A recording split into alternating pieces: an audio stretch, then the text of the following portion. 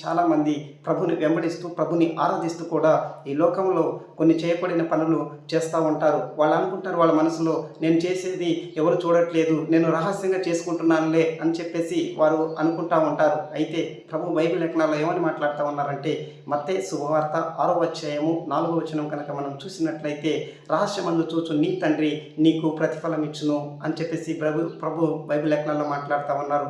ఎవరు చూడట్లేదని, ఎవరు ఈ లోకంలో ఎవరు చూడకపోవచ్చు, కానీ ఇదిగో రహస్యమందు ఉన్న నీ పరమ తండ్రి నువ్వు చేసిన ప్రతి రహస్యమందు నువ్వు చేసిన ప్రతి పనిని ఆయన చూస్తూ ఉన్నాడు.